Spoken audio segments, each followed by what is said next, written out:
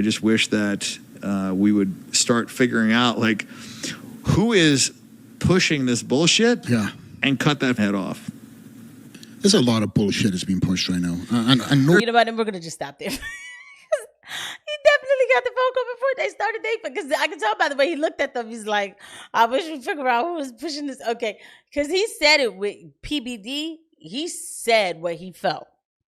Flex and Rock. We got somebody in the studio today, man. Indeed, we got a special guest in the house, the old Armenian greaser himself. Oh my gosh, Dan Bilzerian. This podcast has already started, though. Before we even hit the like button, Dan Bilzerian, welcome to the show, my friend. What an intro, the Armenian greaser. Thank you. So Dan Bilzerian is definitely. Listen, let's keep it real. Let's keep it all the way funky. I did not know who this man was until he started talking about Israel. So I do think it's funny for me. Listen, shout out to him. Obviously, this is a very focused and driven man. I've heard he's had some things that happened in the past. I've heard that, I don't know. I guess he's lived a promiscuous lifestyle and now he's like growing out of it or something. This is what I've heard. I haven't kept up with it. I don't know if he's a controversial figure. I don't know. I see a man in front of me who obviously takes care of himself. He's very serious about what he does. He's focused. He's driven. He believes in the American dream. He doesn't like what's going on with his country. So I feel like he's saying something important. So I was like, I'm going to keep on, following him while he says it. I have been very blessed, and I say blessed because God puts me in the right places at the right times to know the right people who are very good to me, to talk to him on a couple of spaces. And I'm glad that I've been introduced to this person because I think they have something very positive to say. Sticking with the truth is not easy, right? So I'm sure there's some controversial something somebody's going to pull out and say, oh, but he's a womanizer, Casey, and da-da-da. Listen, maybe he is, man. Everybody has a past. I don't know, man. I don't know. As long as he's not messing with the kids, I could deal with him, right? So let's see what he has to say. Obviously, this is a men's dating and relationship advice. I do kind of want to hear a little bit of what he has to say about that. But, of course, in this video, he is going to talk about politics and debating, and we will get to the meat and potatoes of that, definitely. So stick around, guys. Everything wrong with those pots and pans. And you're thinking about, like, could I get it cheaper there? You're thinking about all this stuff versus, like, think like an auction. You're at an auction and there's an item that you really want. And in your mind, you remember all the times that you really wanted something, you didn't get it. And there's 5 of them that want that shit. You're not thinking about what's wrong with it. You're thinking, how do I get it? And that's the difference when a girl is chasing you versus when you're chasing a girl. And it's on both sides. Like, on the side where you're chasing the girl, your flaws become magnified, her flaws disappear, and vice versa. When she's chasing you, your flaws disappear and her flaws magnify. I mean, how many times have you had a girl that's just like hits you up constantly, this like stage 5 clinger? All you can think about is shit wrong with her. Yeah. And she just kind of played it cool and like wasn't so thirsty. Maybe she wouldn't be like the Friday night last minute booty call if nothing pans out of the club chick. You know what I'm saying? So I think that is actually funny because this is the kind of advice though that is like from my era. I do not know how old Dan Bilzerian is. I'm sure he's probably my age. I'm probably older than him because I'm always older than somebody. But I used to always be, I would get told that when I was younger, they would be like, "Yo, don't chase so much. You look, like you sweating him. You're sweating him." And then when I would calm down, that's when the guy would come back and like, try to keep calling me and everything. And even this ridiculous seesaw is just so ridiculous. You know what? We'll get back to that. Why don't we go ahead and get to the meats and potatoes of what we talk about on this channel. They really waited to like the last minute for this. And I understand why. Obviously, their channel is not about that. It seems to me it's like more of a men's channel type of stuff with, dating advice, personal advice, and things like that. So let's just go ahead and get into the political stuff. Like follow the money and you'll find out who's us. It's just it's one of those things where my dad and progressively I've like paid a lot more attention to politics and things. Actually, hold on. problem with their open borders, and nobody's doing anything about it. It's like, and it's not like a maybe. It's like, we have borders for a reason. Yeah. Like, why even issue passports? Why make me go through all this headache if you're just going to let all these guys just run across? And now you're going to let them vote, and now you're going to give them like free health insurance. There's all crimes just jumping up. They're cutting financial systems for poverty individuals, veterans, Social Security's like now in question, right? It's like, what are we doing, right? Where's all this money going? We're putting money into war, inflation. Sending it overseas. Yeah, exactly. Where's the money going, and why is our standard of living lower now than it was 50 years ago when we have automated all this stuff? We've got more people working. We've got, more efficient means to produce things, and yet our standard of living is going down. He's absolutely right. Now, I want to thank the Layer Podcast. I should subscribe to them. They've edited the videos to take out all the F-bombs that Dan throws in. Just want to make a note of that, and I want to thank them for doing that. Like, where's all the money going? For follow me, the money. You know, like, follow the money, and you'll find out, who's us. Yeah, it's just it's one of those things where my dad and progressively I've paid a lot more attention to politics and things, and we're not always the good guys, right? We've done a lot of bad stuff around the world. And unfortunately, I believe the same as you in the fact that our government could be doing a lot more. Obviously, I think they have let the borders open on purpose. And whatever reason that is, we'll find out, right? But it's not helping anybody in this country.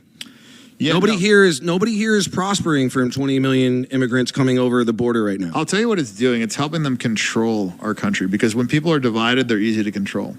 So you want to go to the root of the problem. You go to the people that are pushing this bullshit narrative, the media, the government. You look at the root of the problem is the people that are pushing this and are responsible for this. And then you look at why would they want to do this? Why would they want to divide us? Why would they want racism to be at an all-time high? Why do they want to focus on all these negative things? Why do they want to rip the nation apart?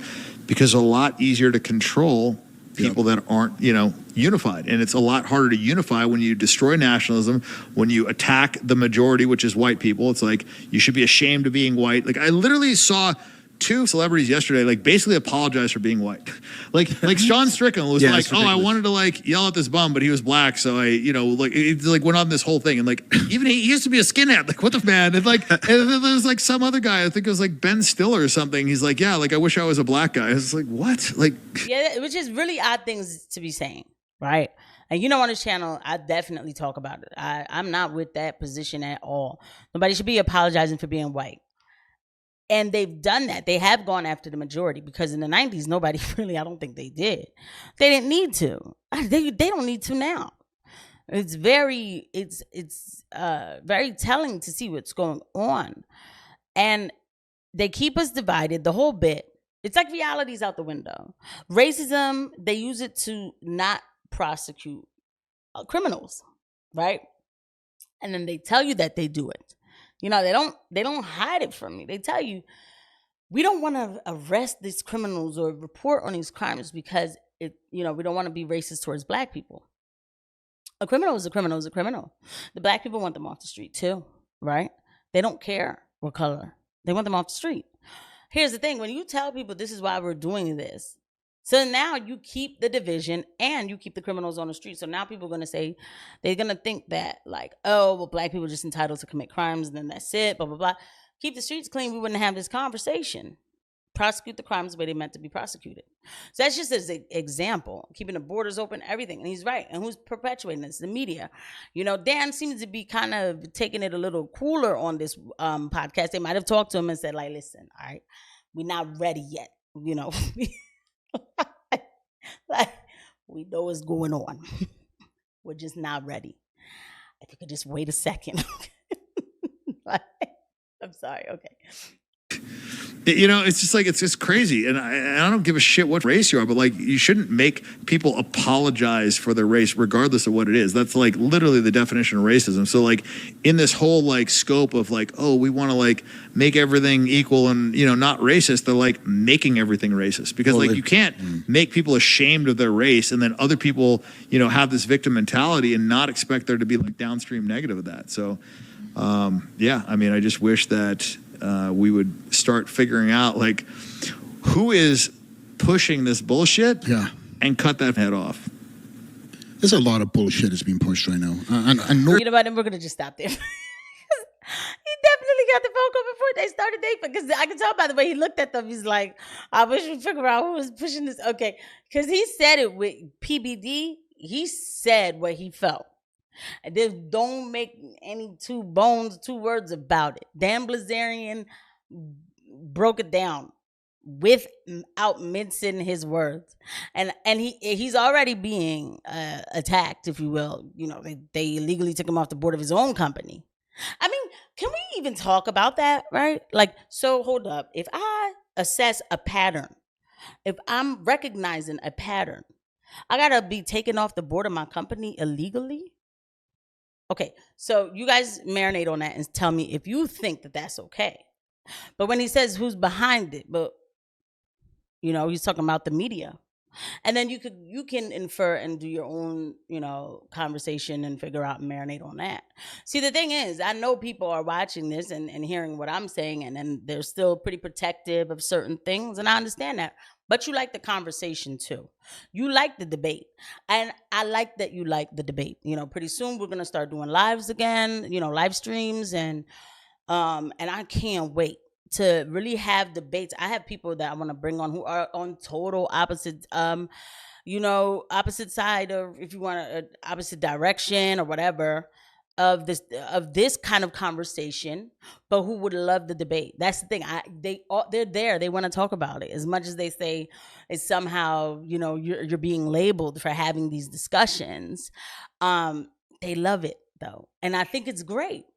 It's good to have the hard conversations on any topic, especially when we all live in the same country, and I would imagine that we want the best for the country.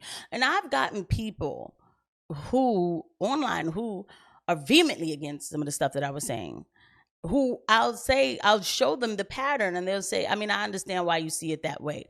Hey, that's a little bit of, you know, like meeting down the middle a little, right?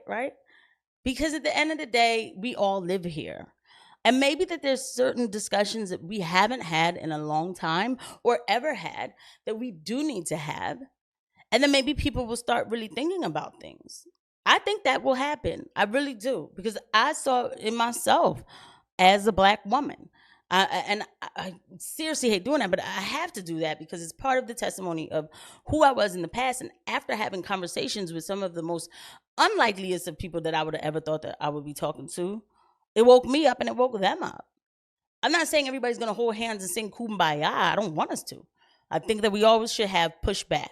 But we have to have the hard discussions and talk about the obvious, the reality of a lot of things so that we can get somewhere. And I don't think there's anything wrong with that. And the people want it. The people want it. Because how long are we going to keep talking about the woke mob, the woke mob, the woke mob? There's a bigger discussion here. And people are having it, though. They're having it.